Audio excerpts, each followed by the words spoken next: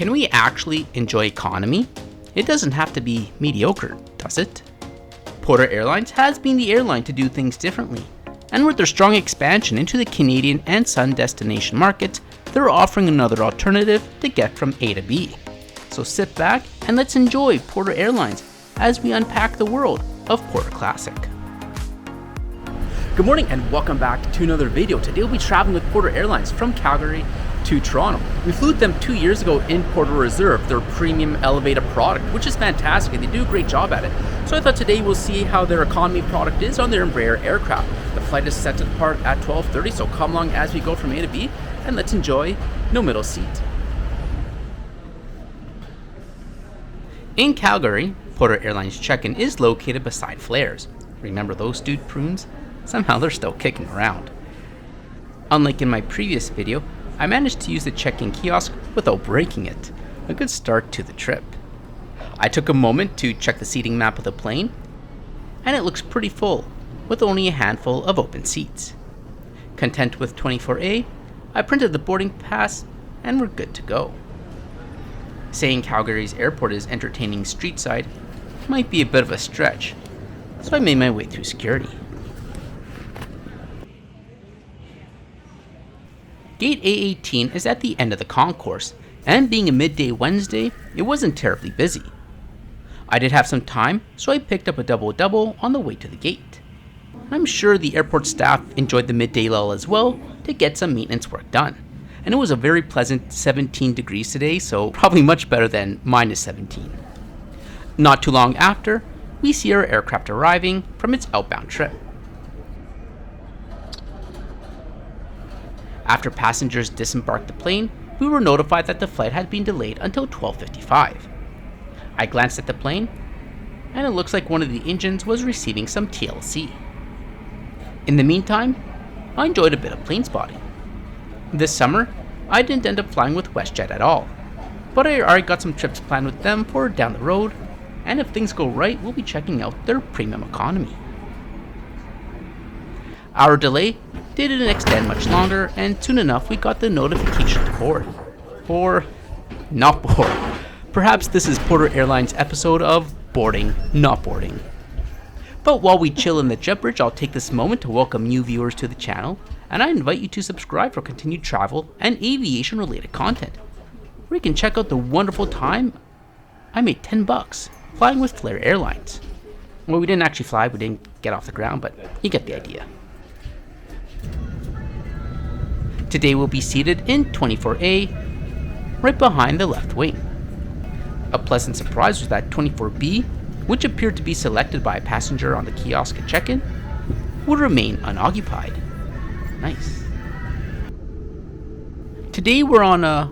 Wow, would you look at that? At the time of filming, the newest E195 aircraft joining Porter's fleet, being delivered only earlier in the month.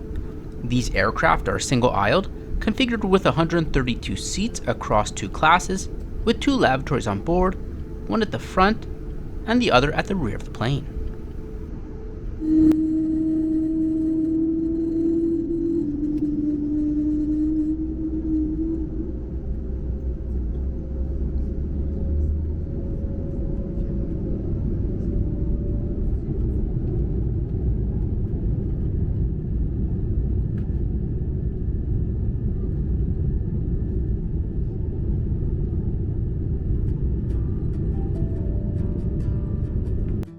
It'll take exactly 3 hours and 30 minutes to reach Toronto on today's flight.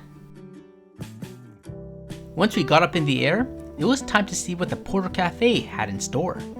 When it comes to the service, they do things a bit different than other mainlines in Canada.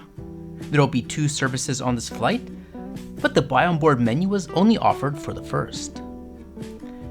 Porter is known for offering complimentary drinks and snacks since their founding, and this hasn't changed.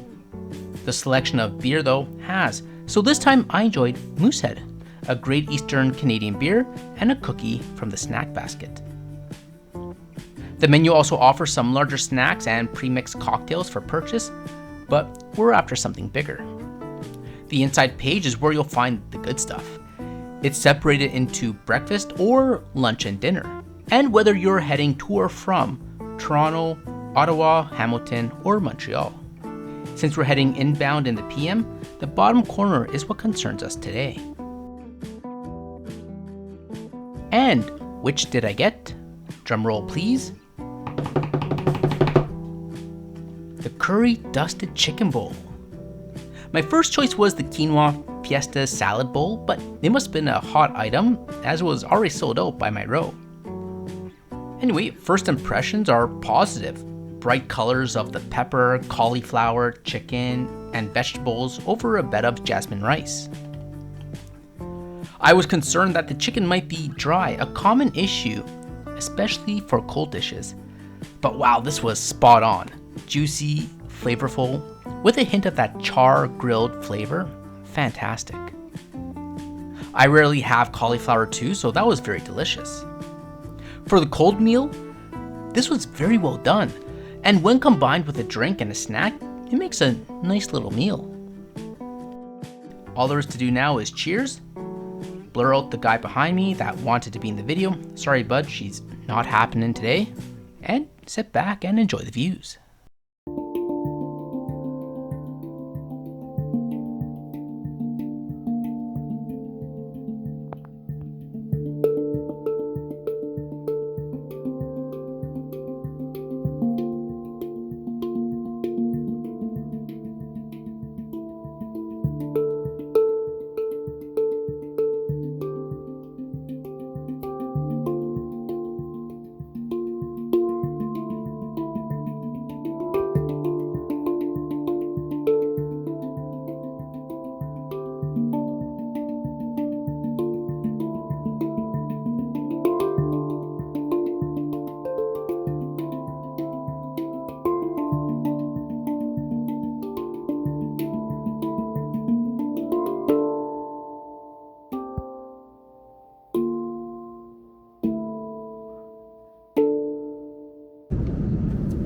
And here's a look at the rear lavatory. In July 2025, one of the newest in the skies.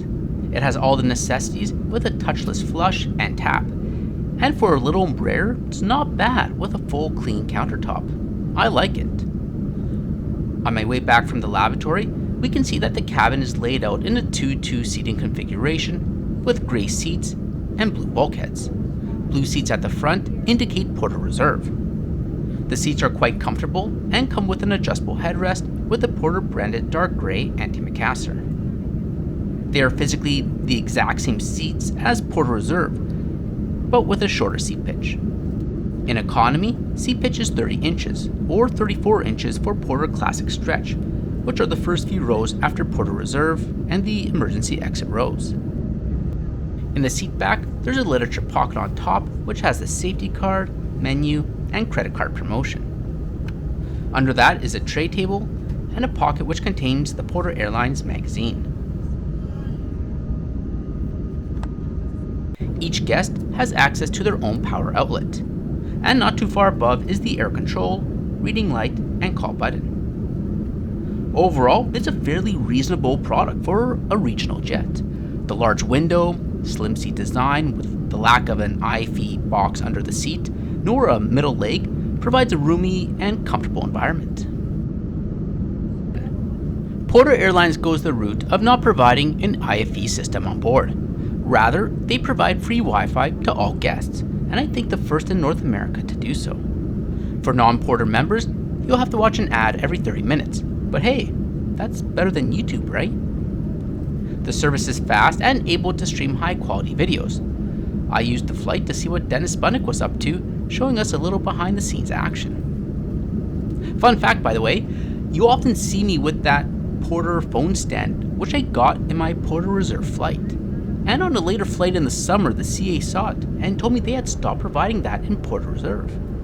I said it was sad to hear. It's probably one of the best things I got out of any premium product, amenity kit, or so forth, and I've been using it for years. As we were flying over northwestern Ontario, the second service commenced. This service only offered complimentary beverages and snacks, exactly what you'd see if you were on the regional Q400 planes. A little Coke Zero and these cheese-flavored fava beans did the trick. And 3.5 hours later, we reached Southern Ontario. This was a very pleasant flight. I really enjoy flying with Porter Airlines, and I've done so for many years. They enjoy being a bit different than WestJet and Air Canada, and this has done very well for them. With flying only 2 types of aircraft, they're able to offer a consistent product. I should note though that the service is slightly different depending on which plane you fly, and Porter Reserve is only on their Embraer aircraft. I find the free Wi-Fi, complimentary drinks and snacks, and the use of glassware in economy provides an elevated product compared to other single-aisle aircraft of other airlines. After experiencing both, I found the only real difference between economy and Porter is the latter has a longer seat pitch, and you get a meal box rather than just a meal. And if you're traveling with a checked bag, I would still aim for Porter Reserve if you can snag it on sale. The price difference usually isn't too much. Porter is continuing to expand their presence in North America, particularly into the sun destinations in Mexico, the Caribbean, and Central America, along with increased flight times in their domestic schedule.